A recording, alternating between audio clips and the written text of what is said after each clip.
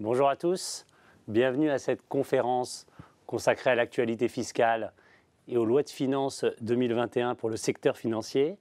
Je suis Étienne Genot, associé en charge du département secteur financier au sein du cabinet d'avocats Deloitte Tage.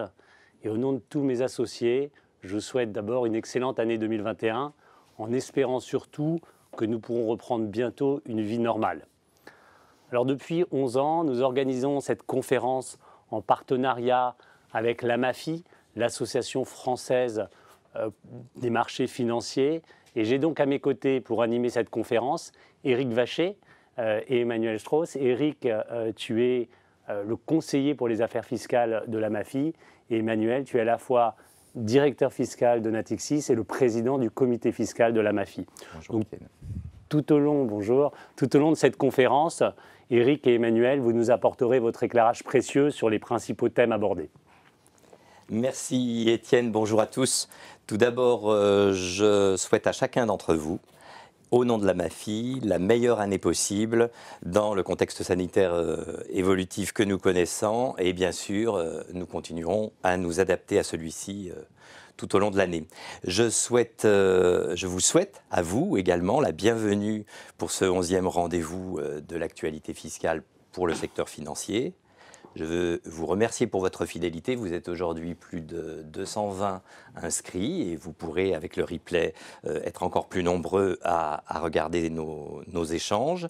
Et je profite de ce moment d'introduction pour remercier l'ensemble de ceux d'entre vous qui, au sein du comité fiscal et des groupes de travail de notre association professionnelle, contribuent à défendre les intérêts des acteurs de la place de Paris. Merci donc tout particulièrement au président du comité fiscal, Emmanuel Strauss, pour sa disponibilité et ses apports depuis déjà de nombreuses années. Et puis enfin, un dernier mot de remerciement pour vous, le cabinet Deloitte Tage, société d'avocats, Étienne Genot et l'équipe qui l'anime. Vous nous permettez chaque année, avec votre expertise multidisciplinaire, d'apporter un éclairage précieux pour nos adhérents. Et cette année, vous avez fait en plus cette adaptation supplémentaire de proposer un plateau télévisuel pour pouvoir continuer d'être au plus près de chacun d'entre vous. Voilà, donc comme chaque année, on abordera les thèmes de l'actualité fiscale de l'année qui vient de s'écouler, avec fiscalité individuelle et actionnariat, fiscalité d'entreprise, TVA, fiscalité internationale. Mais nous aurons aussi des questions plus particulières liées au contexte, comme la gestion fiscale des nouveaux modes de travail que la crise Covid a fait exploser, et puis la mise en œuvre dans quelques jours des nouvelles obligations déclaratives d'Axis qui concernent les dispositifs transfrontières fiscalement optimisants. Voilà, je laisse tout de suite la parole à Étienne qui va conduire les échanges et en premier lieu peut-être nous éclairer sur le choix du thème, du titre de cette conférence, quoi qu'il en coûte, plus dure sera la chute. Alors effectivement, Éric, chaque année quand on prépare cette conférence, on essaye de trouver un titre qui nous semble capturer l'air du temps et qui nous semble à la fois résumer l'année qui vient de s'écouler et aussi pertinent pour l'année à venir. Alors cette année, on ne pouvait pas ne pas faire référence au Covid et aux mesures prises par le gouvernement pour limiter les impacts économiques du Covid. Et on a donc choisi le titre « Quoi qu'il en coûte, plus dur sera la chute ». On a d'ailleurs hésité avec un autre titre qui était « Quoi qu'il en coûte, y aura-t-il des effets secondaires ?» Ce qui est intéressant, je pense que dans ces deux titres, c'est qu'il y a la même idée, parce que cette année, on est face à un paradoxe. D'un côté, on a un PIB qui chute de 10%, on a un déficit public qui représente 10% du PIB et une dette publique qui atteint 117% du PIB. Et en même temps, cette année, on a des lois de finances qui non seulement ne prévoient pas d'augmentation des prélèvements obligatoires, mais prévoient au contraire un allègement de ces prélèvements obligatoires, avec en particulier, on en parlera, une baisse de plus de 10 milliards des impôts de production.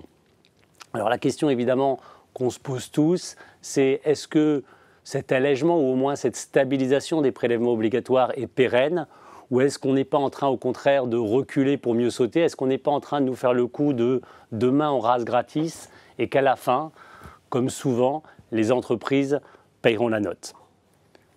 Alors je vous propose maintenant de rentrer dans le vif du sujet et de commencer par la fiscalité personnelle avec Nicolas Meurant, qui est l'associé en charge de notre département patrimoine et actionnariat.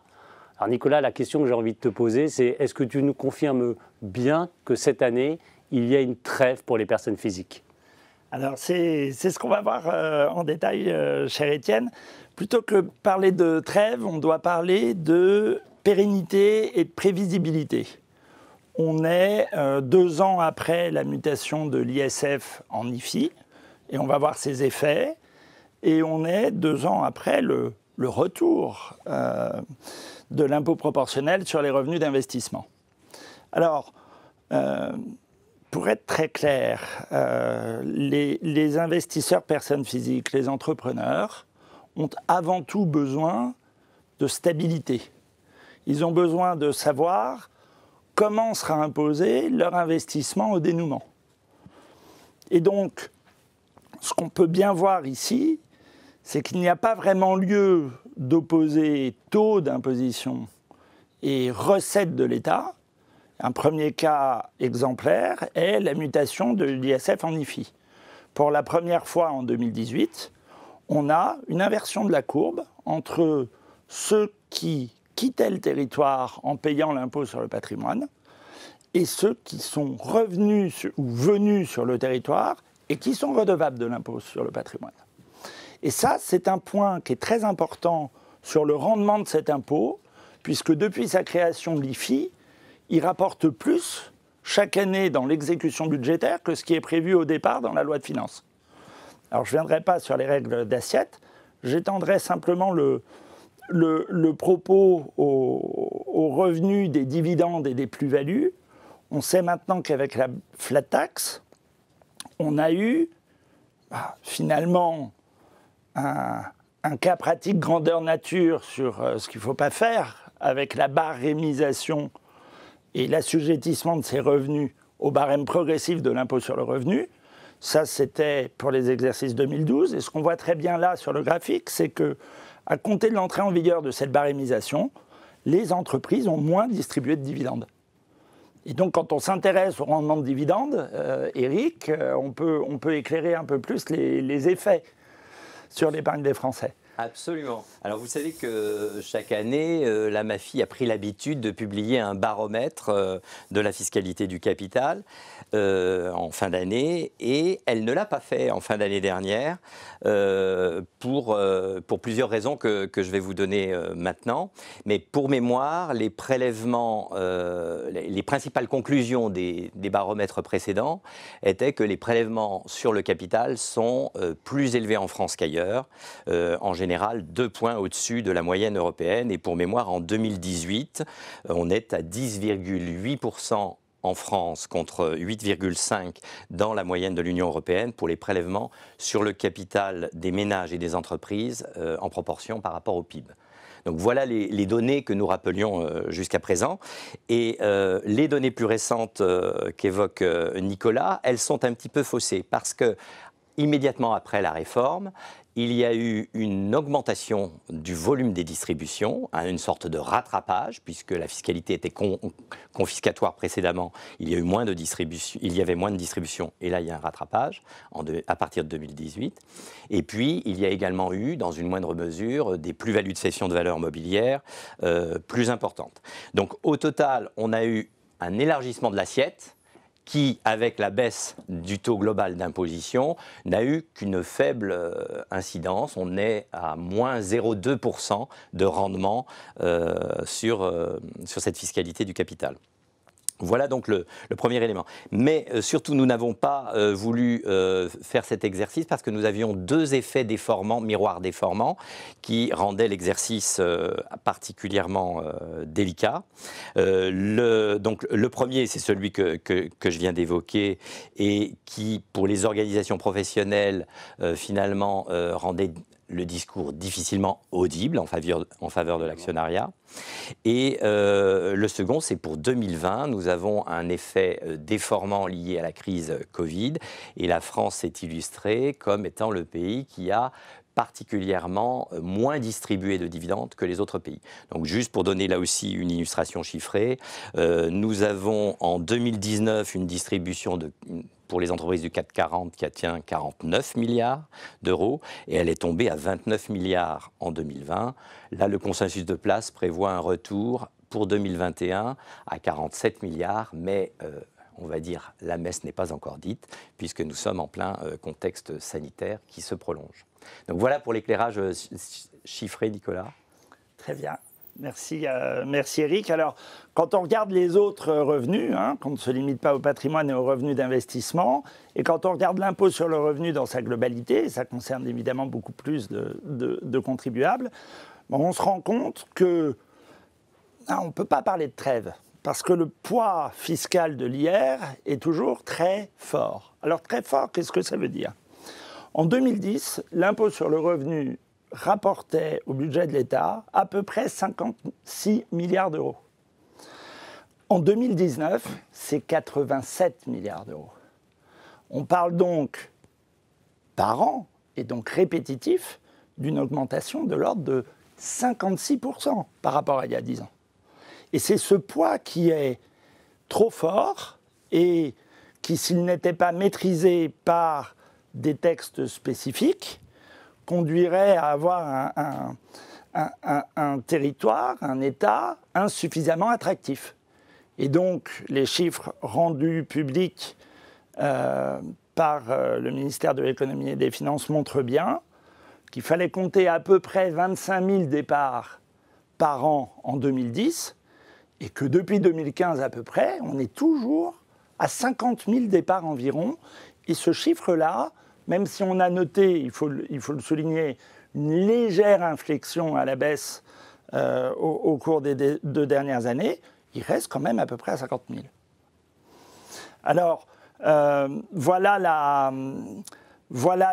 la difficulté. Et puis, on sait bien dans le contexte qu'on est déjà heureux de pouvoir partager avec les contribuables qu'il n'y a pas d'augmentation cette année. On ne s'attendait pas à ce qu'il y ait une baisse. Pour autant, il faut bien qu'il y ait des baisses ciblées pour renforcer l'attractivité du territoire. Alors, Nicolas, tu nous dis qu'il y a des départs. J'ai envie de dire, le fait qu'il y ait des départs, c'est la vie, et ça fait partie aussi de la vie économique, et ce n'est pas forcément lié au poids de la fiscalité, même si on sait que c'est une des raisons. La question qu'on peut se poser, c'est est-ce que symétriquement, il y a des arrivées ? Alors, en France, on a quand même un régime d'impatriation fiscale qui est très favorable. Et je comprends en plus que l'attractivité de ce régime a été renforcée cette année. Alors, il a été renforcé cette année, pas par la loi, mais par une décision importante du Conseil d'État, sur laquelle on passera quelques instants. Mais si on regarde bien, on a depuis 2018 des efforts conjugués du législateur pour rendre notre pays attractif, pour qu'on choisisse la France, particulièrement quand on pourrait envisager de quitter une grande place financière située outre-Manche. Bon. Alors, en 2 mots, on ne cible pas que le private equity, même si le private equity dans l'industrie financière, c'est important. D'une façon générale, on a un régime très compétitif d'impatriation fiscale pour les cadres qui viennent s'installer en France. Et quand je vous dis très compétitif, c'est très simple. L'Italie l'a trouvé tellement formidable qu'il a copié le régime. On a exporté notre régime fiscal d'impatriation. C'est toujours un gage de succès quand les autres font comme nous. Ce n'est pas toujours le cas. Et second point, donc les cadres dirigeants, et plus généralement, l'adoucissement de l'imposition en imposant à la flat tax, au prélèvement forfaitaire qu'on a revu avant, les bonus particuliers qu'on peut trouver dans les fonds d'investissement. On sait qu'il y a beaucoup de fonds d'investissement à Londres. Et ce qu'a dit le législateur, il y a une loi de finances, c'est tout simplement, venez avec vos structures de rémunération telles qu'elles existent aujourd'hui à Londres. On ne vous demandera pas de les adapter pendant une période transitoire au droit français. On leur donnera le même régime que pour nos régimes français. Et donc, venez payer l'impôt ici. finalement, on veut refaire pour l'impôt sur le revenu ce que vous avez décrit, Eric, pour les investissements. On veut baisser un peu la pression individuelle et augmenter le rendement pour supporter l'économie et le territoire. Voilà. Et alors, il y a quand même toujours, en matière de compétition internationale et de guerre des talents, deux points importants. Précisément, le Royaume-Uni envisage d'augmenter fortement l'imposition des rémunérations des professionnels des fonds d'investissement, à confirmer dans le budget britannique, mais c'est ce qui est annoncé, on verra bien. Et on a noté dans les promesses de campagne, et tout électeur sait qu'il faut toujours se méfier un petit peu des promesses de campagne, mais dans les promesses de campagne de Joe Biden, aussi une imposition renforcée sur les carried interest. Et donc on pourrait très bien voir émerger, avec ces règles spéciales spécifiques, plus les autres atouts économiques du pays, et bien finalement un beau développement de la place financière de Paris. Merci Nicolas. Alors Nicolas nous a expliqué qu'on avait un cadre finalement très favorable, des menaces en parallèle au UK et aux US. Est-ce qu'en pratique, on voit aujourd'hui beaucoup de personnes arriver justement en France, notamment dans le contexte du Brexit ? Merci Étienne de poser cette question, parce que donc, si l'on en juge en fait, par les statistiques d'Europlace les plus récentes, on a à peu près 4 à 5 000 ETP qui sont venus effectivement s'installer en France dans la suite du Brexit, ce qui est un résultat extrêmement encourageant, qui reste néanmoins effectivement ouvert à de nombreuses incertitudes. Pourquoi ? Et je crois que la réponse est dans l'accord même de sortie en fait, de l'Union, puisque le sujet des services financiers a été, comme vous le savez, mis de côté pour être traité dans le cadre des 6 premiers mois de l'année 2021, et que l'Union européenne a toujours clairement exprimé sa crainte de voir effectivement Londres se transformer en un petit Singapour sur Tamise. À partir de cela, je dirais, comme disent nos amis anglais, more to come. On attend encore plus de monde à Paris, et ce qu'évoquait Nicolas nous paraît tout à fait effectivement aller dans un sens favorable, c'est-à-dire une instauration d'une sorte de level playing field en fait fiscal, qui fait que la France ne serait plus un rebut en fait pour tous ces professionnels du secteur financier, qui peut laisser effectivement espérer des arrivées plus nombreuses. On a eu également quelques grands acteurs américains qui sont venus s'installer en France. Donc attendons effectivement cet accord, et nous pouvons nourrir de bons espoirs, me semble-t-il. On fera le point l'année prochaine. Voilà. Nicolas, est-ce que tu peux juste nous dire ce qui s'est passé sur la retenue à la source des non-résidents ? Alors, beaucoup de choses et rien. On a échappé à une complexité fiscale made in France, n'est-ce pas ? Et donc, 3 lois de finances, 2019, 2020, 2021, pour finalement se dire que le régime de la retenue à la source des non-résidents, que les exonérations faites sur les placements financiers des non-résidents, eh bien, n'allaient pas changer et allaient rester au régime qu'on connaît. Et c'est évidemment, on voit bien le fil conducteur, pour ceux qui ne sont pas ou qui ne sont plus résidents de France, toujours une incitation à investir au capital des entreprises françaises ou dans l'immobilier français. Les règles n'ont pas changé. Et ça reste une bonne nouvelle. Super.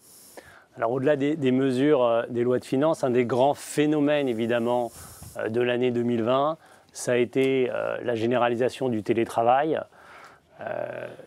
Énormément évidemment de salariés ont télétravaillé dans le cadre des confinements et de la crise Covid, parfois dans des États qui sont différents des États de leur employeur. Alors on a reçu beaucoup de questions de nos clients sur les conséquences fiscales de ce télétravail. Nicolas, en matière de fiscalité personnelle, finalement, quelle est ta position et qu'est-ce que tu as répondu à nos clients ? Alors, comme toujours, la difficulté vient de règles qui en réalité s'intéressent sur l'exercice physique de l'activité professionnelle. Et en cette année, évidemment perturbée par le Covid et les réponses sanitaires qui ont été apportées, on pouvait craindre le pire. Puisqu'à partir du moment où physiquement on travaille de chez soi, eh bien les textes ne prévoient pas de réponse évidente. La raison l'a emporté au sein du comité des affaires fiscales de l'OCDE, puisqu'il y a eu très vite des déclarations. Alors ce qui est un petit peu difficile quand même pour les clients, c'est que ces décisions, elles viennent toujours après coup. Elles viennent à la fin du trimestre en cours et rétrospectivement, elles disent qu'il n'y a pas à s'inquiéter. Donc évidemment, on est plus à l'aise en décembre qu'on ne l'était en février. Voilà. Alors que disent les règles? Très simplement, pour cette année 2020, les jours de télétravail, les jours de non-travail, les jours de non-déplacement, on va les neutraliser. Alors, neutraliser, le temps qui m'est imparti ne me permettrait pas de vous le décrire dans tous nos pays frontaliers. Il faut reprendre chaque convention avec la Belgique, avec le Luxembourg, avec la Suisse, pour voir ce que ça, et l'Italie, bien sûr, pour voir ce que ça veut dire, cette neutralisation. Bon, en tout cas, on peut se dire que l'idée générale, c'est qu'on doit pouvoir appliquer un système déclaratif, aussi bien pour l'employeur, en termes de retenue à la source sur les rémunérations, que le salarié au moment de ses obligations fiscales, où on va être imposé en 2020 dans les lieux où on était imposé les années d'avant, sauf cas très particuliers. Et on note, puisque l'année dernière, je vous avais indiqué qu'il y avait un nouveau critère de droit interne pour la résidence fiscale des dirigeants, que la question de la résidence fiscale, elle a plutôt été neutralisée. Si vous êtes non résident de France et que vous avez télétravaillé et a été confiné en France, vous n'allez pas devenir résident français en raison du confinement en France. Très bien. Alors, en matière de fiscalité des entreprises, le risque principal, évidemment, de cette situation, c'est un risque d'établissement stable. Hein, on se souvient qu'il y a 2 critères alternatifs. Le premier critère, c'est l'installation fixe d'affaires. Le deuxième critère, c'est l'agent dépendant. Et juste sur l'agent dépendant, je pense que ce qu'il faut bien avoir en tête, c'est qu'il y a une tendance assez significative à un élargissement de cette notion d'agent dépendant avec le MLI et avec une évolution de la jurisprudence. Et notamment, il y a un arrêt récent de décembre 2020 qui a fait couler, à juste titre d'ailleurs, beaucoup d'encre. Si le salarié qui est dans l'état B, dans le schéma, et donc qui travaille dans un état différent de la résidence de l'employeur, est un dirigeant, peut se poser, mais c'est des cas un petit peu plus rares, des questions de transfert de la résidence fiscale de la société X. Alors, à la question que nous posent nos clients, quelle réponse on a apportée? En réalité, on a été assez rassurant, en particulier sur le premier confinement, parce que d'abord, il y a eu des règles claires, enfin des lignes directrices assez claires de l'OCDE, et même s'il y a une absence de position formelle de l'administration fiscale française, il y a plusieurs éléments qui nous amènent à considérer que le risque, en général, devrait être limité.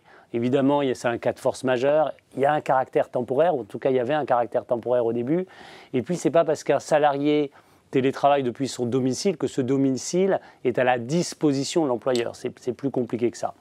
Pendant le deuxième confinement et depuis octobre 2020, on peut dire que la situation est un peu plus incertaine. D'abord parce que l'OCDE n'a pas réémis de nouvelles lignes directrices et puis qu'on peut s'interroger sur le caractère temporaire parce que là, évidemment, on est à plus de 6 mois.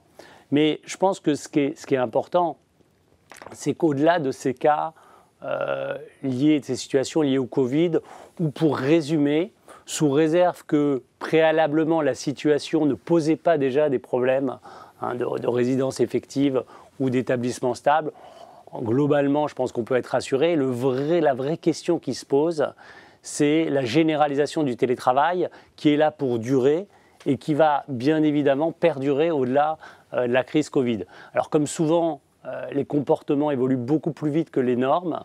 Et donc là aussi, on a beaucoup de questions de nos clients.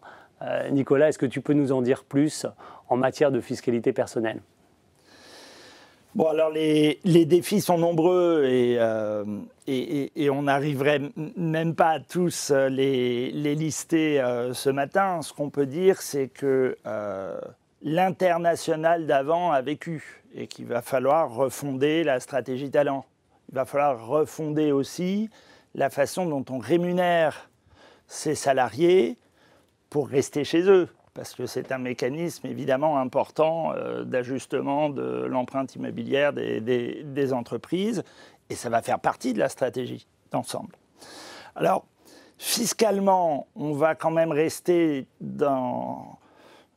sur un diptyque, l'imposition dans l'état de source, et quand il n'y a pas d'imposition dans l'état de source, imposition totale dans l'état de résidence. Bon. Alors, là, on n'a pas de guide durable. On a même le défaut des anciennes conventions. Vous savez, la fameuse règle des 183 jours, elle n'existe pas vraiment, parce que selon les conventions, c'est entre le début et la fin de mission, entre le 1er décembre et le 31 décembre, pour ne rien dire de ces États étranges qui ont leur année qui commence le 5 avril. Voilà. Donc, ça, c'est très compliqué et il va falloir y réfléchir, il va falloir créer des politiques d'entreprise.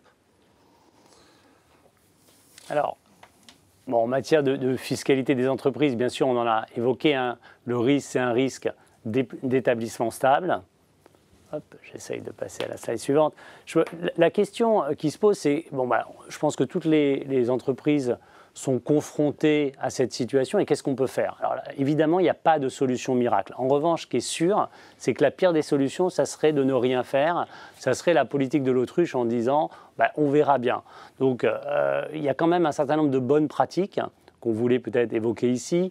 La première chose, c'est analyser vos contrats, vérifier que la situation telle qu'elle existe factuellement, et le télétravail en particulier, est permis et envisagé par les différents contrats, et en particulier les contrats de travail. La deuxième chose, c'est que ce qui est important pour les entreprises, c'est de recenser les activités et les salariés concernés, et à partir de là, de faire une grille d'analyse et d'émettre un certain nombre de guidelines, sachant évidemment que les situations sont différentes entre les dirigeants, les personnes de l'entreprise qui vont engager l'entreprise et qui vont avoir des relations commerciales d'un côté, et puis les fonctions support de l'autre. Et évidemment, entre les deux, il y a toute une série de catégories.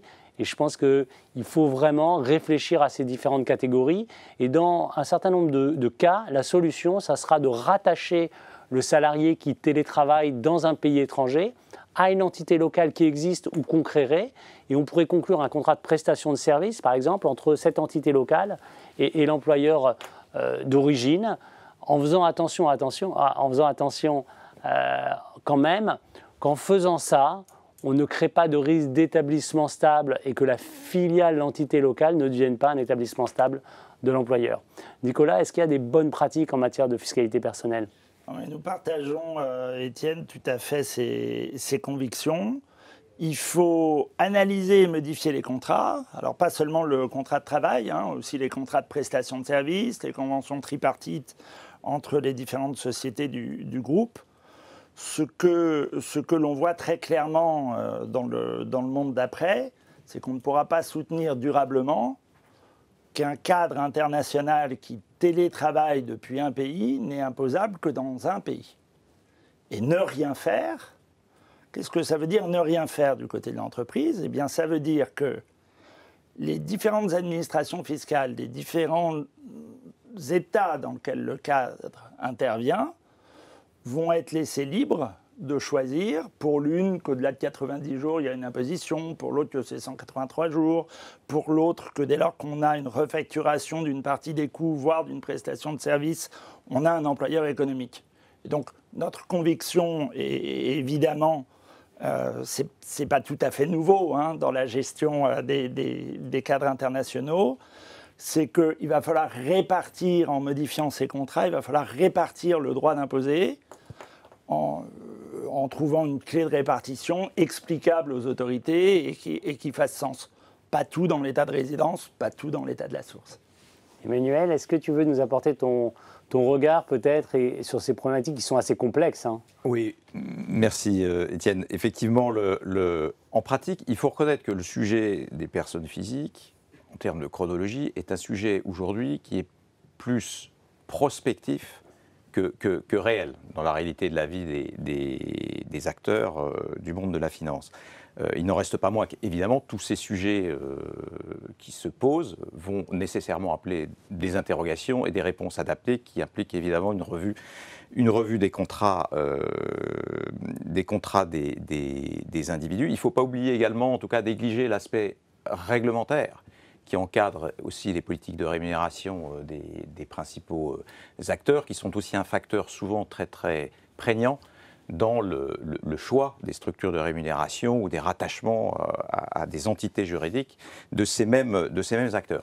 Plus inquiétantes nous semblent en revanche à date les aspects corporate, puisqu'on a coup sur coup, effectivement, on avait déjà reçu MLI avec toutes les questions d'interprétation qu'il soulève, et force est de reconnaître que la jurisprudence à laquelle vous faites référence, Étienne, est venue, j'allais dire, balayer d'un coup de crayon toutes les interrogations qu'on pouvait avoir sur la portée de l'élargissement de la notion d'agent dépendant, en intégrant non seulement, j'allais dire, un aspect objectif sur l'élargissement du champ, mais également un aspect chronologique, puisqu'il semblerait que le Conseil d'État soit affranchi, je vais dire, de ces règles chronologiques de lecture des conventions conformes au modèle de l'OCDE.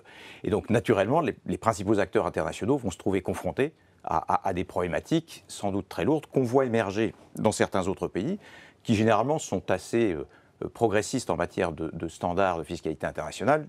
Je parle de l'Australie, et je pense que demain, nous aurons effectivement le même type de sujet en France. Alors, sans être très audacieux, je pense qu'effectivement, on peut se dire que l'imposition à la source a encore un brillant avenir. Voilà. Merci Emmanuel, merci Nicolas. Merci. On passe maintenant à la fiscalité des entreprises et j'accueille Antoine Brunetto. Antoine est l'associé en charge du secteur assurance.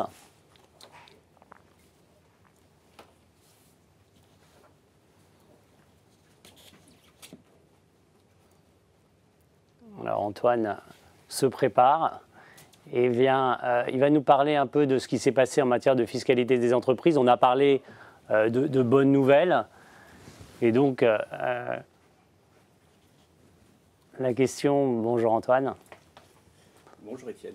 Donc la question sur la fiscalité des entreprises que je souhaite te poser, c'est est-ce qu'il y a effectivement des bonnes nouvelles dans cette loi de finances? Alors oui, il y a peu de mesures, mais il y a des bonnes nouvelles quand même, dont en matière d'impôt sur les sociétés et en matière de CVAE, qui vont toucher un peu tous les acteurs, dont les acteurs du secteur financier.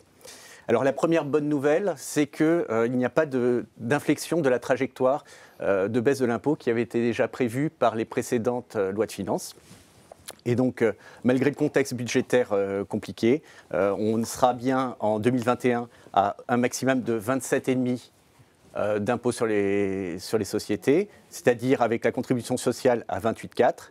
Et en 2022, on sera à 25% d'impôt sur les sociétés pour tout le monde, donc à 25,8% avec la contribution sociale. Deuxième bonne nouvelle, mais qui est dans la loi de finances cette fois-ci, c'est que la limitation des intérêts de retard à 0,2% par mois est bien prorogée. Donc on reste bien à un maximum de 2,4% pour les années qui viennent. Alors, mais la vraie bonne nouvelle de la loi de finances, c'est quand même cette diminution de 50% de la CVAE. Alors, ce n'est pas lié au Covid, hein, c'était prévu déjà auparavant, et c'est lié à un constat que les impôts de production étaient très élevés en France. Alors, Bruno Le Maire citait des impôts de production qui seraient 7 fois plus élevés en France qu'en Allemagne. Donc, c'est vraiment très significatif. Donc, c'est vraiment un problème de compétitivité qui est résolu en partie par cette mesure. Alors, bon, comme vous le savez, la CET, donc c'est la CFE plus la CVAE. Alors, en matière de CFE, malheureusement, le secteur financier va peu bénéficier de la diminution des bases sur les établissements industriels. Bon, voilà. Mais en revanche, donc, sur la CVAE, il y a une vraie baisse de 50% du taux ça inclut même la taxe pour les frais de chambre de commerce. Donc c'est une vraie diminution, une vraie bonne nouvelle pour tout le monde, donc que ce soit le secteur financier ou les autres. Et donc le taux maximum sera à 0,75%. Dernière mesure en la matière, mais qui va aussi moins toucher le secteur financier, c'est le plafonnement à 2% au lieu de 3% de la CET au global.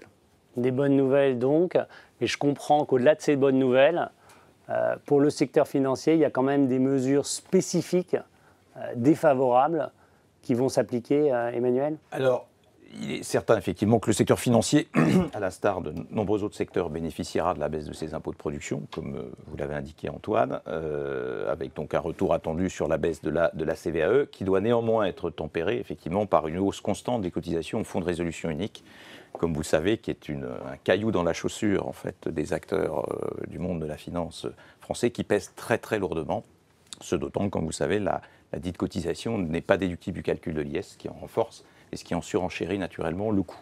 Voilà. Donc ça, c'est pour les banques, mais les assurances ne sont pas non plus oubliées. Ils ont eu aussi leur petit cadeau, mais là, ce n'était pas dans la loi de finances, c'était dans la loi de financement de la sécurité sociale pour 2021. C'est la fameuse taxe Covid. Alors, ça part d'un constat du gouvernement qui considère qu'il y a eu 2,2 milliards de sommes économisées par les acteurs des complémentaires santé du fait du confinement, alors parce qu'il y a eu moins de soins, clairement, et puis aussi il y a eu certains soins qui ont été pris en charge à 100% par la sécurité sociale. Donc, pour compenser cette manne cette manne supposée, en supposée, tout cas. Voilà, exactement. Le gouvernement a proposé, et donc il y a une mise en place d'une nouvelle contribution exceptionnelle qui est censée rapporter 1,5 milliard. 1 milliard au titre de 2020 et 500 millions au titre de 2021. Alors, c'est dû par tous les organismes de complémentaire santé, c'est prélevé sur les primes perçues en matière de complémentaire santé, et c'est prélevé en 2 fois, donc au titre de 2020 à 2,6% et au titre de 2021 à 1,3%. Alors, des questions sont posées, beaucoup de questions sont posées sur le traitement comptable d'ailleurs de cette nouvelle contribution. Et là-dessus, l'ANC a été interrogée, s'est prononcée pour dire qu'on pouvait provisionner à 100% à la clôture 2020 l'ensemble des sommes, donc celles qui seront dues en 2021 et en 2022 sur les prélèvements 2020 et 2021. En revanche, attention, au niveau fiscal, il y aura bien un étalement de la déduction au titre de 2020 et au titre de 2021. D'accord. Donc des bonnes nouvelles, des moins bonnes nouvelles, une situation en demi-teinte. Peut-être que l'année prochaine, on considérera que cette année était extraordinaire. Merci Antoine. Et j'accueille maintenant Anne Gerometta. Anne est Managing Director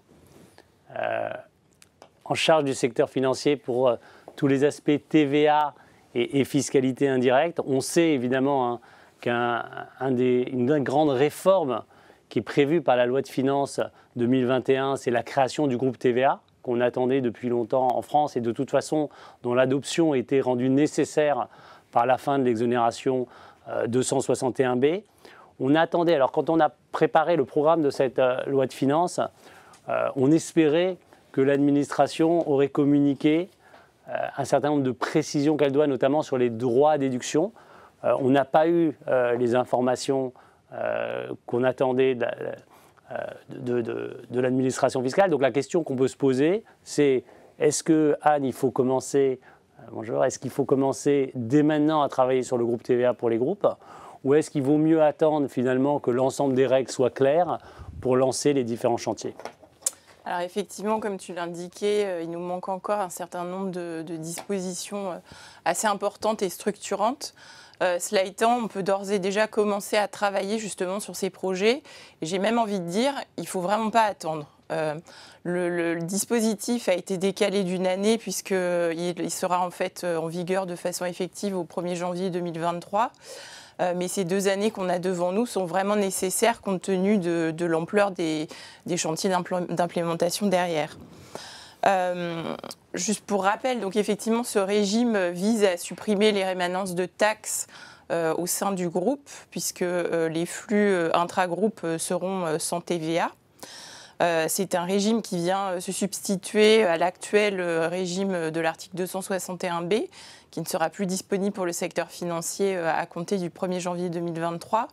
Donc c'est la raison pour laquelle c'est vraiment un enjeu majeur pour le secteur financier d'être en mesure d'avoir un groupe opérationnel et effectif au 1er janvier 2023. Mais concrètement, la question que j'ai envie de me poser et que se posent d'ailleurs beaucoup de groupes, c'est comment fait-on pour structurer ce type de projet ? Alors en général, on va distinguer 4 chantiers principaux. On a un premier chantier qui est un chantier de définition du périmètre. En fait, c'est la partie de design fiscal où on va déterminer la structure la plus efficiente en termes de TVA et de taxes sur les salaires. Puisque, en fait, effectivement, le groupe TVA, ce n'est pas seulement la suppression de la TVA sur les flux intragroupes, c'est aussi prendre en compte finalement les opérations en périphérie du groupe pour déterminer les droits à déduction au sein du groupe. Donc il y a vraiment toute une nouvelle méthodologie à mettre en place. Et il faut donc regarder en fonction du profil de flux de chacune des entités s'il y a vraiment un intérêt à l'intégrer au sein du groupe. Peut-être juste pour rappel, donc, le régime français tel qu'il est prévu, on a vraiment un libre choix, une option. En fait, on peut vraiment choisir les entités qu'on souhaite intégrer au sein du groupe dans la mesure où on respecte les critères de droit commun. Mais une fois qu'on aura dessiné ce groupe, il sera figé pour 3 ans. Donc cette phase de design, elle est vraiment très importante. Ensuite, en général, on a un chantier d'identification des impacts à la fois opérationnels et sur les processus. Concrètement, c'est qu'est-ce que le groupe TVA va changer au sein de l'entreprise. Donc c'est à la fois sur les schémas de TVA dans les ERP, au niveau comptable, on va devoir probablement anticiper un certain nombre d'alignements à faire au sein du groupe. Et c'est également un travail sur les données, parce que un des impacts majeurs du groupe, c'est l'obligation pour les opérateurs de déposer une déclaration de TVA consolidée. Donc il faut être en mesure de rassembler des données de qualité et de les regrouper pour préparer cette déclaration de TVA.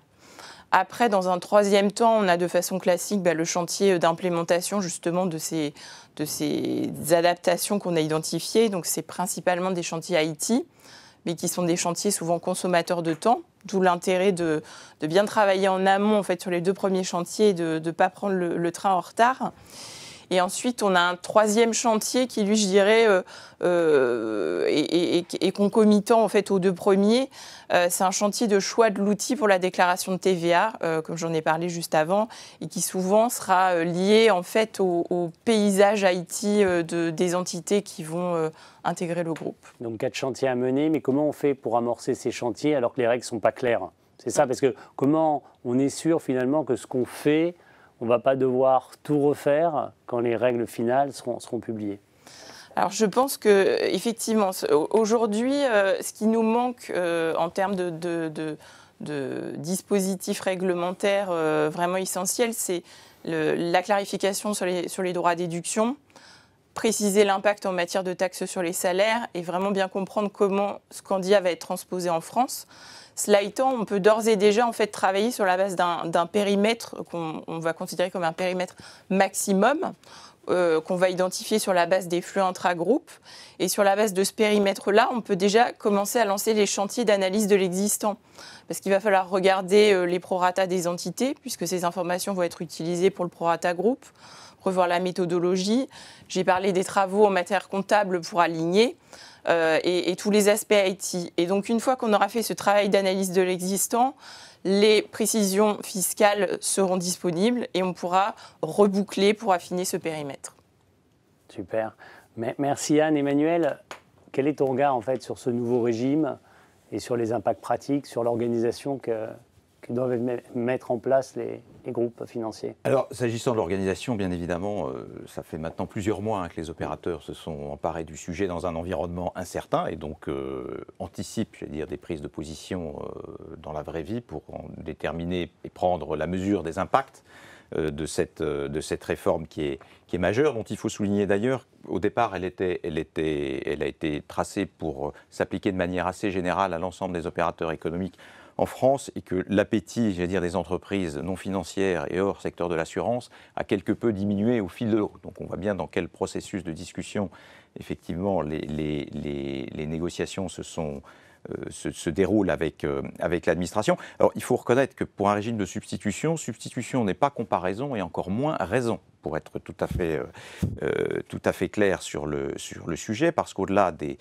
incertitudes, il y a un aspect qui est souvent oublié, en fait, ou très peu mentionné, c'est qu'en modifiant ce régime, en fait, on va modifier les prix de cession internes, en réalité au sein des groupes. Et on sait très bien que quand on touche aux prix de cession internes, c'est à la valeur ajoutée des groupes que l'on va toucher. Donc si on n'a pas un régime qui est strictement équivalent, on aura nécessairement un impact sur la valeur ajoutée des opérateurs. Il y a un deuxième sujet de difficulté qui tient, et là qui est propre à l'Union européenne et qui n'est pas nouveau, qui est la question de l'harmonisation en fait, des règles de groupe au sein de l'Union européenne, qui devient ou qui deviendra ou qui est déjà un facteur de concurrence fiscale. Donc à cet égard, je dirais on est un petit peu dans l'attente et les acteurs s'organisent effectivement selon la déclinaison et le modèle que vous avez évoqué, définition des périmètres, impact opérationnel, IT, il y a des aspects de contrôle également qui ne sont pas clairement définis aujourd'hui, mais qui le seront dans les prochains mois. Brexit ajoute une dose naturellement de complexité et peut-être sans doute aussi de bonnes nouvelles sur le strict terrain de la TVA. Alors on peut aussi difficilement dissocier ce chantier finalement de la réouverture par la Commission européenne d'une révision qu'elle souhaite profonde de la 6e directive à laquelle la MAFI souhaite s'associer. L'idée étant effectivement de redéfinir ou d'être en mesure de redéfinir un régime qui soit le plus neutre possible. Et à cet égard, la position effectivement que souhaite défendre la MAFI est de permettre l'adoption à l'échelle européenne d'un principe d'option pour les services rendus entre assujettis, ce qui est effectivement en théorie le régime le plus neutre qui soit, et naturellement une harmonisation des droits à déduction pour éviter la course à la concurrence fiscale déloyale que peut faire craindre effectivement une disharmonie des règles d'application des régimes de groupe. Voilà. Merci Emmanuel. Donc une réforme du groupe TVA et peut-être encore plus de réformes sur la TVA pour le secteur financier. Alors une des grandes préoccupations du moment, c'est évidemment Daxis. Je pense qu'on peut dire qu'on est tous un peu la tête dans le guidon pour essayer de sortir notre première déclaration le 30 janvier. Et là, contrairement à la TVA, on a eu les commentaires de l'administration puisque le BOFIP est paru le 25 novembre. Alors on l'attendait depuis longtemps. Je pense qu'on peut dire sur ce BOFIP, c'est que, bon, évidemment, il y a un certain nombre de précisions qui sont apportées, mais on reste quand même un petit peu sur notre faim. Alors, si on regarde ce qui est apporté par le BOFIP, il y a quelques points que je voulais mentionner. La première chose, c'est la territorialité. Là, c'est plus une confirmation qu'autre chose, mais le BOFIP confirme que pour le test de l'avantage fiscal principal, l'avantage hors Union européenne doit aussi être pris en compte. Et donc, de ce point de vue-là, la transposition en France de la directive va au-delà de la directive. Le deuxième point qui, en revanche, est intéressant concerne tout ce qui est fusion et opérations assimilées, parce que pour les marqueurs C4 et E3, le BOFIP inclut une tolérance qui est que ces fusions et opérations assimilées n'auront pas à être reportées si elles ont bénéficié de la neutralité fiscale en application de la directive. Et c'est en pratique, moi par exemple, quand j'ai fait la revue de l'ensemble des transactions sur lesquelles je suis intervenu en tant qu'intermédiaire depuis mi-2018, il y avait beaucoup de ces fusions et opérations assimilées qui du coup n'auront pas à être déclarées. Un autre point qui est intéressant, c'est sur le marqueur E3 et les holdings. Le BOFIP précise que le résultat courant d'exploitation doit bien être entendu au sens du plan comptable général, ce qui veut dire que les pure holdings qui n'ont que des dividendes et des plus-values n'ont pas en réalité de résultats d'exploitation, n'ont pas des bits au sens de la directive Daxis, et donc les restructurations de ces holdings ne devront pas non plus être déclarés en application du marqueur E3. Et le dernier point, je pense, qui est intéressant dans ce BOFIP, c'est sur le secret professionnel. Le BOFIP décrit de manière assez précise, même s'il reste encore quelques questions, la mécanique à suivre pour tous les acteurs qui bénéficient du secret professionnel, les banques, les sociétés de gestion et également, bien sûr, les cabinets d'avocats. Alors Eric, je sais que la MAFI a été très active dans les discussions avec l'administration sur ce BOFIP. Et avec d'autres organisations professionnelles, vous avez réussi à obtenir un certain nombre de précisions qui sont favorables et utiles aux acteurs du secteur financier. Est-ce que tu peux nous en dire un peu plus là-dessus ? Oui, alors effectivement, tout au long de l'année 2020, les groupes de travail spécialisés au sein des différentes associations professionnelles de place ont essayé de construire des grilles de lecture, on va dire. Nous avons tous répondu à la consultation sur le projet de BOFIP en avril, obtenu avec les associations européennes un décalage, en tout cas une modification de la directive pour permettre aux États membres de décaler sa mise en œuvre qui était prévue à l'été 2020 et qui a été décalée pour les États qui le souhaitaient à ce début d'année, hein, et c'est la situation de la France. Et puis dans la dernière ligne droite, on va dire au mois de novembre, effectivement, nous avons eu un certain nombre d'échanges avec le Trésor et la DGFiP pour rappeler et se concentrer sur deux points qui nous préoccupaient particulièrement. La question des opérations de routine des prestataires de services d'investissement. Là, je parle de l'action de la MAFI, donc pour l'intermédiation financière. Et nous souhaitions que l'administration puisse préciser qu'il s'agit d'opérations routinières ne devant pas faire l'objet de déclaration. Et puis ensuite, au regard du marqueur A3, je rappelle que c'est le marqueur qui caractérise les dispositifs à documentation ou structure normalisée et pour lesquels on voulait que les accords cadres utilisés fréquemment par la place financière puissent être sortis du périmètre. Donc le BOFIP publié effectivement donne comme exemple comme exemple de dispositifs financiers non déclarables l'acquisition d'instruments financiers négociés en bourse. C'est la terminologie qui a été retenue, ce n'est pas forcément tout à fait ce qu'on avait proposé. Et puis, exclu du marqueur A3, les procédures normalisées qui recourent à une documentation standardisée ou des modèles d'accord cadre tels que certaines opérations routinières de marché. Alors bien sûr, on a très précisément en tête à la MAFI, et notamment pour avoir échangé avec l'administration, ce qu'il peut y avoir derrière ces accords cadres. Ce sont notamment ceux utilisés en matière de prêt-emprunt de titres et qui ont été publiés par les associations spécialisées, ISLA ou autres, pour les dérivés, les contrats cadres également. Et donc, on souhaiterait pouvoir donner cette grille de lecture le plus vite possible à nos adhérents parce que l'administration a beaucoup insisté dans nos échanges sur le fait que le BOFIP était un BOFIP à caractère général, multisectoriel, et donc n'a pas voulu entrer suffisamment dans le détail. Donc, on pense que les opérateurs ont besoin de cette visibilité qu'on va essayer de leur apporter prochainement. Et on a beaucoup travaillé sur la rédaction d'un projet de guide professionnel d'Axis qui sera soumis à l'examen très prochainement du Conseil de la MAFI pour être mis à disposition des adhérents, je l'espère. Voilà. Très bien. Et toi, Eric, Emmanuel, quel est ton point de vue un peu sur ce BOFIP et plus généralement sur Daxis ? J'allais dire que, en fait, lorsqu'on avait abordé le sujet d'Axis lors de la conférence l'année dernière, j'avais parlé en fait de divan du fiscaliste, c'est-à-dire une sorte d'exercice de psychanalyse fiscale. Et il faut reconnaître qu'on est sorti de la phase psychanalytique. Maintenant, les acteurs se sont positionnés par rapport à l'interprétation de la norme. Pour autant, le BOFIP, effectivement, a contribué, à améliorer la lecture, même si de nombreuses questions demeurent, de nombreuses interrogations demeurent, et donc le débat n'est pas clos, le régime se stabilisera vraisemblablement à l'usage. Beaucoup de sujets tournent encore autour finalement du maintien par la France du secret professionnel.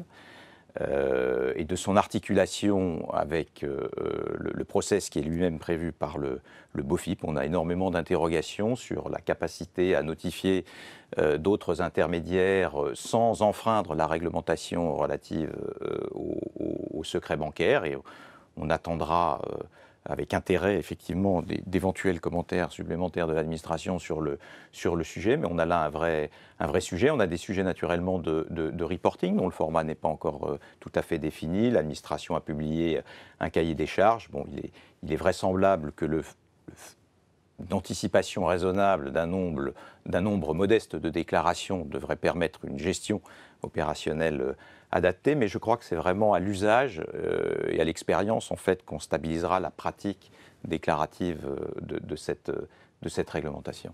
Oui, effectivement, hein, sur un certain nombre d'opérations, on a pas mal d'échanges avec d'autres intermédiaires ou d'autres participants et les positions ne sont pas toujours communes à ce stade. Donc, comme tu le dis, c'est probablement la pratique de marché qui, d'ici quelques années, stabilisera.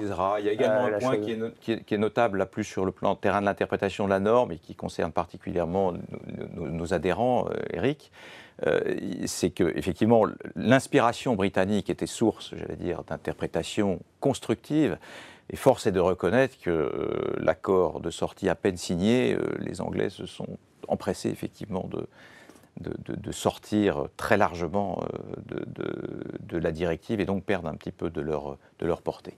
Puisqu'ils ont justement, annoncé assez clairement qu'ils envisageaient de réécrire la réglementation et de ne retenir que le marqueur D pour un dispositif. Alors peut-être que j'étais un petit peu rapide. Non, c'est exactement ça. Ils ont un peu fait le coup de Trafalgar et le 30 décembre, c'est une communication officielle, un HMRC, qui a indiqué que seul le marqueur D s'appliquait. Donc tous les autres marqueurs au Royaume-Uni sont sortis, il n'y aura pas de déclaration au titre des autres marqueurs. Ils ont en plus annoncé que c'était temporaire puisqu'ils allaient réécrire des règles qui remplaceraient le marqueur D, qui seraient des nouvelles règles anti-évitement CRS, mais plus conformes au modèle OCDE. Et donc, ils vont sortir de la mécanique de la directive européenne. Et c'est, j'ai envie de dire, une première indication de la position du Royaume-Uni à la suite du Brexit. On voit bien dans quelle position ils veulent se mettre pour attirer quand même une interrogation qu'on n'a pas vue émerger, mais qui, à mon avis, conserve tout son intérêt, c'est qu'effectivement, personne n'attendait ce retrait, compte tenu des engagements, en tout cas, ou des déclarations officielles qui avaient pu être effectuées par l'administration britannique à cet égard. Et à date, en tout cas, on n'a rien vu émerger relatif à la compatibilité finalement de cette annonce avec l'accord de sortie lui-même. Et on n'a pas eu de réaction de la Commission européenne, alors qu'il y avait un engagement de maintien, en fait, d'application de la... Alors la position du HMRC a discuté, hein, mais c'est que l'accord ne prévoit d'obligation que justement sur ce marqueur D. Mais on verra s'il y a une réaction, effectivement, de l'Union européenne. Pour clore cette conférence, j'accueille Grégoire de Voguier, qui est l'associé en charge de notre département prix de transfert.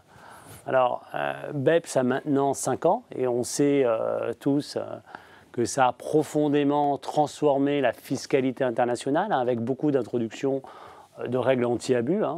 Ça a changé la façon dont on travaille aussi. Il y a ATAD 1, il y a ATAD 2, il y a d'autres choses. La question qu'on se posait, c'est qu'en est-il en matière de prix de transfert ? Alors, on va essayer de couvrir en 5 minutes à peu près 10 ans. Tu parles de 5 ans sur BEPS et tu as raison, les textes finaux sont sortis en 2015, octobre 2015. Les premiers travaux, c'était février 2013. Et on va essayer de se projeter sur ce qui est en train de venir. Si on regarde sous l'angle prix de transfert, qu'est-ce que ça a donné BEPS ? Finalement, essentiellement les obligations documentaires. Le reste, c'est pas vraiment une réussite.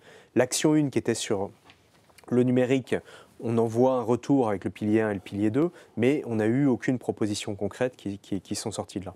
Action 8.10, on devait repenser les règles en matière de prix de transfert, et l'enjeu, c'était d'arriver à taxer les profits là où ils étaient réalisés. Ça n'a pas sorti grand-chose. On a sorti quelques éléments sur des frameworks d'analyse sur les incorporels, quelques éléments sur les synergies de groupe, quelques éléments sur les services à faible valeur ajoutée, mais c'est très limité. Le vrai succès, c'était l'action 13. Donc la documentation, elle est maintenant beaucoup plus épaisse qu'elle ne l'était par le passé, et l'arrivée aussi du country by country reporting, qui est maintenant en place depuis 3 ans. Depuis 2015, quelques évolutions successives. On a notamment le chapitre 10 des principes OCDE consacré aux transactions financières qui est sorti en février 2020. Alors il concerne surtout, on va dire, la fiscalité des flux financiers corporate, pas trop sur les services financiers, mais il est notable de voir que ça continue. Et donc la grosse innovation sur laquelle on est aujourd'hui, c'est l'arrivée et les travaux autour du pilier 1 et du pilier 2 dans le cadre du cadre inclusif de BEPS. Donc là, ouais, justement, sur ces piliers, on entend beaucoup de choses. C'est en même temps très révolutionnaire, en même temps très flou. On ne sait pas très bien à quelle sauce on va être mangé. C'est quoi ta position là-dessus? Est-ce que tu peux nous expliquer un peu ce que c'est que ces piliers et comment tu vois les choses en fait? Alors, l'idée, c'est toujours la même, c'est celle que j'annonçais tout à l'heure, c'est essayer de taxer les profits là où ils sont réalisés. Il y avait de grosses ambitions autour du profit split, ça n'a pas marché, il n'y a jamais eu de consensus. Donc on essaie de revenir par la fenêtre au travers d'une règle qui est un mélange entre du profit split et des formules de répartition forfaitaire. Si on prend le pilier 1, donc c'est une volonté de réallouer des droits à taxer vers les pays de consommation avec deux mécanismes. Le premier, c'est de dire le marché est important. Aujourd'hui, la part de rémunération qui va vers le marché est insuffisante et donc on veut rétablir ça. Donc à partir d'une détermination d'un profit résiduel, on va être capable de créer une règle qui va donner plus de droits à taxer aux pays de marché. Alors, bonne nouvelle pour le secteur financier, c'est que dans les projets aujourd'hui, on a une exonération assez large des services financiers par rapport à cette notion de consumer-facing business. Donc le pilier 1 ne serait pas applicable pour simplifier, a priori, en l'état en tout cas, au secteur financier. En tout cas, toute la partie relative au consumer-facing business. Mais oui, on peut simplifier en disant qu'on devrait échapper sur les services financiers au pilier 1. L'agent dépendant. Exactement. Toujours dans le pilier 1, deuxième sujet, ça va être la rémunération des activités de marketing, donc là aussi avec un montant particulier. Donc ça, c'est pour le pilier 1. Et donc, à côté de ça, on a le pilier 2, alors là, qui vise la mise en œuvre d'un taux minimum d'imposition au niveau mondial. Ça ressemble, pour ceux qui connaissent bien la fiscalité américaine, au mécanisme du GILTI. Et donc là-dessus, il faudra voir aussi avec la nouvelle administration Biden, il y a des volontés a priori d'augmenter le taux d'imposition sur le GILTI, mais c'est d'éviter tout arbitrage de taux possible. Et donc si jamais on a le paiement d'une charge vers un pays peu fiscalisé, elle est non déductible partiellement. Et si jamais on a des filiales dans des pays faiblement fiscalisés, on va récupérer un droit à taxer sur un différentiel d'impôt. Donc les deux textes sont sortis en octobre dans leur version actuelle. C'est des documents assez épais, on parle pour chacun d'à peu près 280 pages. Les commentaires sont en train d'être compilés par l'OCDE, puisqu'on était sur janvier 2021. L'objectif de l'OCDE, c'est d'essayer d'aboutir rapidement, donc d'ici le mois de juin. Après, honnêtement, aujourd'hui, il est difficile de croire que ces deux textes puissent passer en l'état. On voit que l'OCDE se concentre aussi beaucoup sur les impacts de la crise du Covid. Les administrations fiscales sont beaucoup sur ces thématiques-là. Donc de ce fait, on est, nous, peu dans l'idée et dans l'hypothèse que ces textes-là, en l'état, vont passer. Alors ça pose une question qui est qu'est-ce qu'on peut voir apparaître à la place? C'est-à-dire si jamais ces textes qui sont extrêmement complexes et dans leur forme et dans leur mode de fonctionnement n'aboutissent pas, vers quoi on ira? Quelles sont les autres options possibles? Alors la première, c'est de se dire, on va simplifier le mécanisme. Certains pays poussent pour ça, et notamment toutes les ONG aussi poussent pour ça, et on irait vers des méthodes forfaitaires beaucoup plus basiques, avec des formules multicritères, mais très simples d'utilisation. La deuxième option possible, c'est les solutions régionales. Et on voit d'ailleurs que l'OCDE est en train de travailler, mais on a eu un certain nombre de textes qui ont commencé à se positionner. On peut penser au texte Axis de l'OCDE, de l'Union européenne, donc pour une imposition forfaitaire commune au niveau de l'Union européenne. Donc les premiers textes là-dessus datent de 2010 et ça avait été relancé par M. Moscovici. Et on voit aussi, toujours au niveau européen, qu'il y avait eu des projets de directives sur le numérique qui sont mis pour l'instant en stand-by dans l'attente justement des travaux de l'OCDE. Si jamais l'OCDE n'y arrive pas, probablement on verra émerger ces textes à nouveau. De la même manière, au niveau de chaque pays, on a toute la taxation du numérique. En France, on a notamment notre DST, donc la taxe Google, GAFA. Exactement, qui est entrée en vigueur. Et donc, ça veut dire que ça nous amènerait à une forme d'état durable d'affrontement fiscal. Chacun a ses règles, elles ne se recoupent pas. Les règles de règlement des doubles impositions fonctionnent plus ou moins bien. Et donc, ça veut dire que les groupes sont en première ligne pour payer les conséquences de la non-conciliation au niveau international. Dernière solution possible, c'est que finalement, on déborde sur d'autres choses. Et on voit qu'on a beaucoup de réflexions aujourd'hui sur la fiscalité verte. Alors on peut penser que les services financiers, par construction, sont en dehors de ce champ-là. Et non, on voit qu'ils peuvent être attrapés. Alors indirectement, mais une pression très très forte sur finalement les investissements qui sont faits par l'industrie, et donc se dire, est-ce qu'on ne pourrait pas imaginer des mécanismes punitifs visant à punir les investissements qui vont être faits sur des industries trop carbone, ou des pressions directes qui sont faites par les ONG notamment. On peut penser... Pardon, je t'interromps, mais on le voit tous les jours, hein, et dans les journaux, on voit régulièrement un certain nombre effectivement d'ONG, mais même maintenant des sociétés de gestion qui interviennent pour effectivement essayer de limiter les investissements dans un certain nombre de secteurs. Alors oui, dans l'assurance, ce qu'on voit, c'est qu'il y a une pression très forte pour que les assureurs arrêtent de couvrir et d'assurer des secteurs très consommateurs de carbone. Et la conséquence, c'est une augmentation pour ces acteurs-là du prix de l'assurance. Donc indirectement, l'économie verte vient affecter les services financiers. Merci Grégoire pour ces perspectives, même si elles sont source, je pense, de beaucoup d'incertitudes.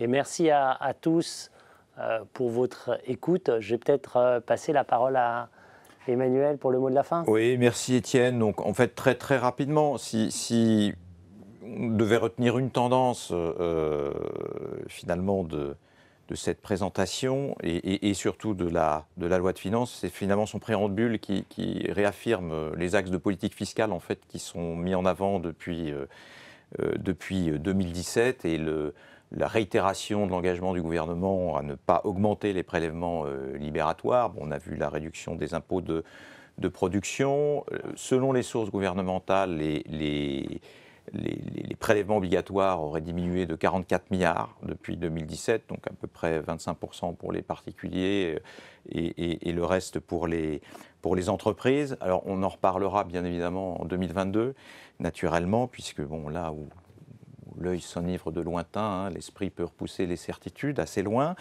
Je profite de ce petit mot de conclusion pour vous signaler donc, la tenue d'une conférence vidéo relative à la taxe sur les transactions financières espagnoles que nos amis donc, de TAJ auront la gentillesse et l'amabilité d'animer. Donc Hélène et Pedro viendront nous parler effectivement d'un sujet de très très forte actualité. Je vous signale également que les slides et le replay de cette vidéo nouveau format seront disponibles sur le site de l'AMAFI. Et enfin, au nom de l'AMAFI, je vous apporte tous nos remerciements naturellement, ainsi qu'à vous tous qui êtes connectés. Je renouvelle à tous mes meilleurs vœux de santé et de santé. Et nous espérons vous voir nombreux la semaine prochaine pour la taxe sur les transactions financières espagnoles. Merci. Merci à tous et à bientôt. Merci.